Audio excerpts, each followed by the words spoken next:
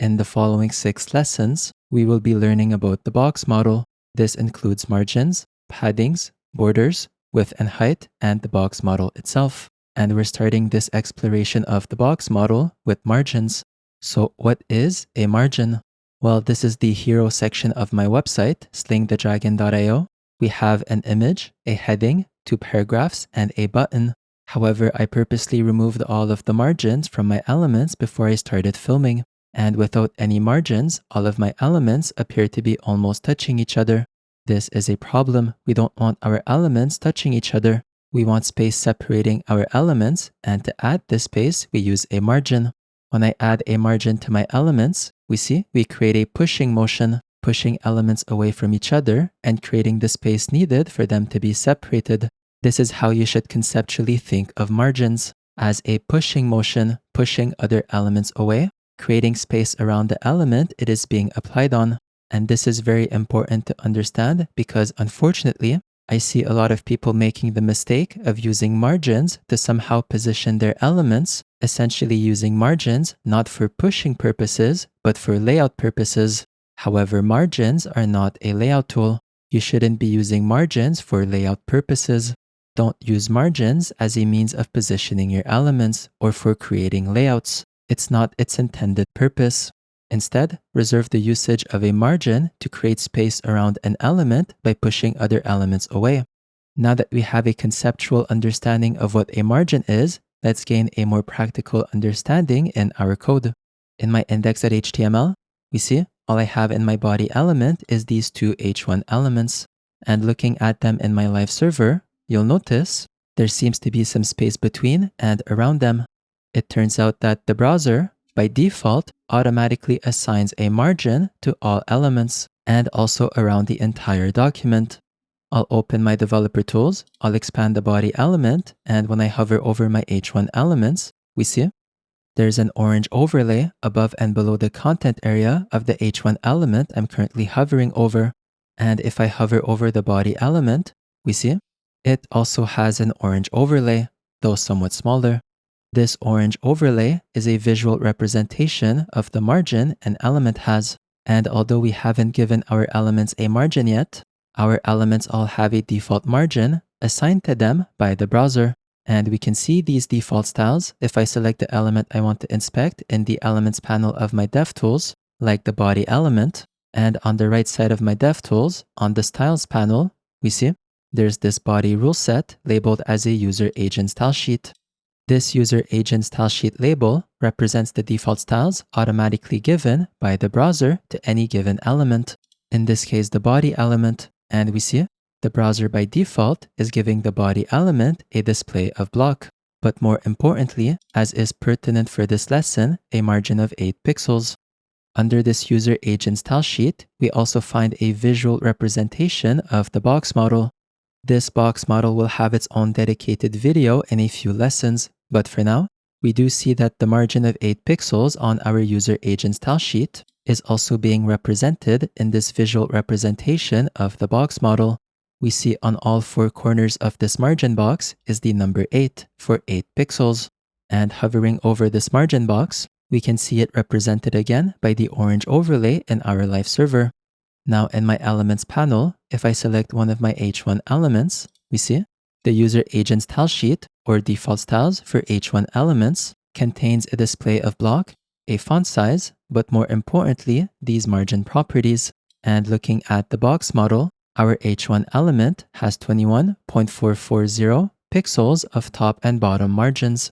And of course, while hovering over it, the margin is being visually represented still by the orange overlay.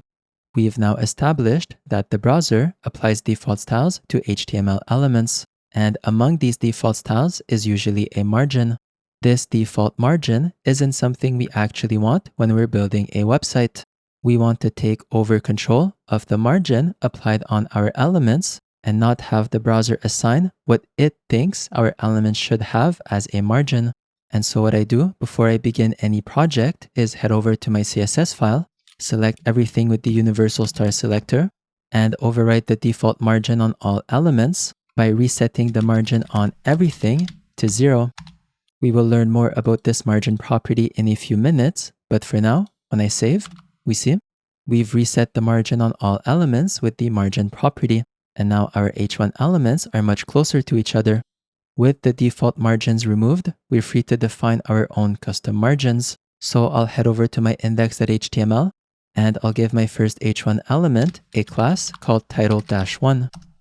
Back in my CSS, I'll select our first H1 element by its class name of title-1. And now we can begin adding space around our title. To add a top margin, we use the margin top property, which I'll set to 40 pixels. When I save, we see we now have 40 pixels of top margin.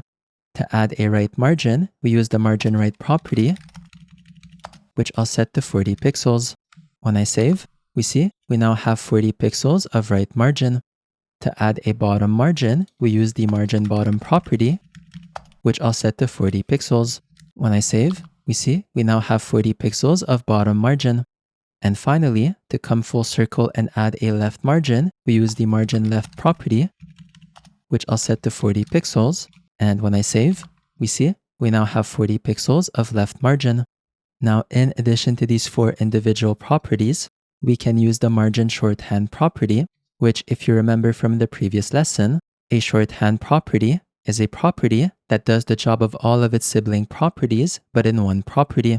So I'll comment out my 4 individual margin properties, and I'll add the margin shorthand property. If I give it one value, which I'll set to 40 pixels, and save, we see this added 40 pixels of margins in all directions.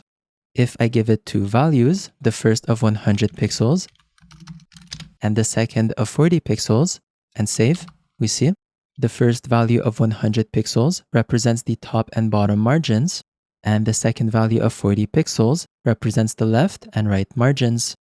If I give it a third value of 20 pixels and save, we see this third value represents the bottom margin. And so we have 100 on top, 40 on the left and right sides, and now 20 on the bottom. And finally, if I give our margin property a fourth value of 20 pixels and save, something entirely different happened. With 4 values defined on our margin shorthand property, our values are now being represented clockwise. The first value is top, the second is right, the third is bottom, and the fourth is left. So it's like a clock. Our values are being represented clockwise. Now there's also newer margin properties that have gotten wide support across all browsers in 2021, the margin-inline and margin block properties. They're actually very simple. I'll comment out our margin shorthand property, and I'll add the margin-inline property. The margin-inline property simply adds margins horizontally, so a left and right margin. I'll set it to 100 pixels, and when I save, we see we now have 100 pixels of margin on the left and right sides. I can add a second value of like 500 pixels, and when I save, we see when we're using 2 values, the first is for the left margin and the second is for the right margin. Now actually the margin-inline property is a shorthand for the margin-inline-start and end properties.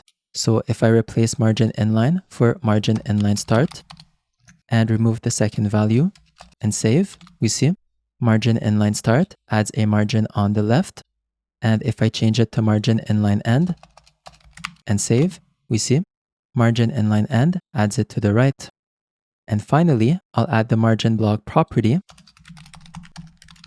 And this property is exactly like the margin-inline property, but vertical. So if I set it to 100 pixels and save, we see we now have 100 pixels of top and bottom margins. If I give it a second value of 20 pixels and save, we see the first value is for the top margin and the second is for the bottom margin. If I replace margin block for margin block start and remove the second value and save, we see margin block start adds a top margin. And if I replace it for margin block end and save, we see margin block end adds the margin at the bottom. And for now, that's it. In the next lesson, we will learn about the padding property.